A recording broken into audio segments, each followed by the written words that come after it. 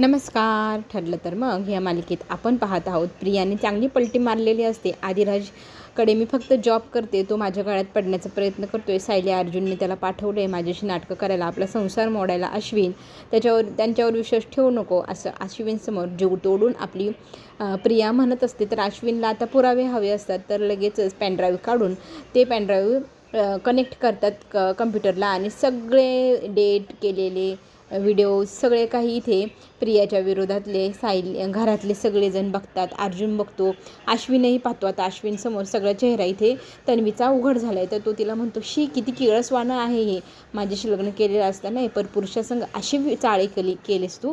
तर ती म्हणते, हे सगळं AIने खोटं बनवले, असं मी काही केलेलं नाही, विश्वास ठेव.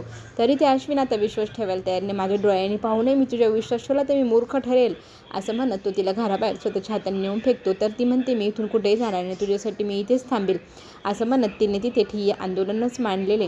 आता किती धुडकवलं तरी मी इथून जाणार नाही असं म्हणत तिथे ती उभीच राहते.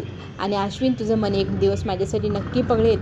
तू लक्षात घे की सगळेजण तुझ्याशी खोटं बोलत आहे, आपल्या दोघांमध्ये वाद लावत आहे, भांडणं लावत आहे असं म्हणत ती खूप प्रयत्न करते अश्विनला स्वतःच्या जाळ्यात ओढण्याचा. पण आता अश्विन खऱ्या अर्थाने डोळे उघडल्यामुळे तो कसल्याही प्रकारे आता प्रियावरती विश्वास ठेवायलाच तयार नाही. तो स्वतःच्या खोलीत निघून जातो. सगळेजण ती राग आल्यामुळे सगळे आपापल्या खोलीत निघून जातात. सगळ्यांना खूप राग येतो त्या प्रियाचा.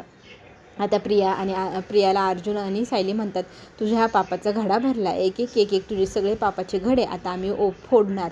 आणि आत्ता फक्त घराच्या बाहेर काढले, लवकरच तुझी इथली वाटचाल आता जेलच्या दिशेने सुरू झाली आहे, हे लक्षात घे. नंतर संध्याकाळी आपल्याला हे पाहायला मिळेल की अश्विन जेवायला आला नाही म्हणून सायलीला काळजी वाटत असते.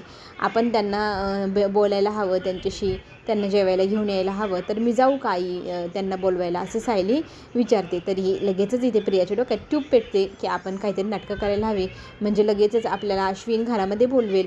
अश्विनच्या नावाखाली तरी आपण यांना सगळ्यांना मूर्ख इमोशनल करू शकतो, आहेच हे बधीर असं म्हणत ती लगेच तिची नाटकं सुरू करते.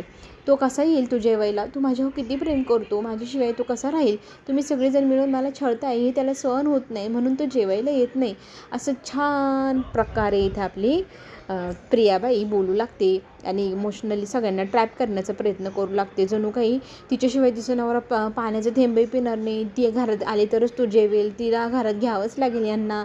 मग त्यांच्यासमोर ती असं बोलत असते आणि झालं अश्विनची एंट्री. अश्विन म्हणतो, ओय तुला काय वाटतं, तुझ्याशिवाय मी नाही जगू शकत, तुझ्यावर मी प्रेम करायचो, आत्ता नाही करत.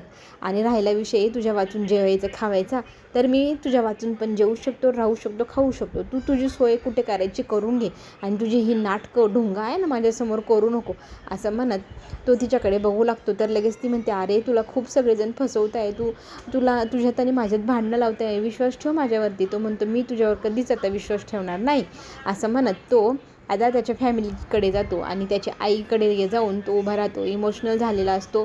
अश्विनला शांत करून त्याची आई त्याला जेवायला बसवते आणि स्वतःच्या हाताने एक घास भरवू लागते. प्रिया मात्र दारात उभी राहून हे सगळा फॅमिली ड्रामा पाहत असते.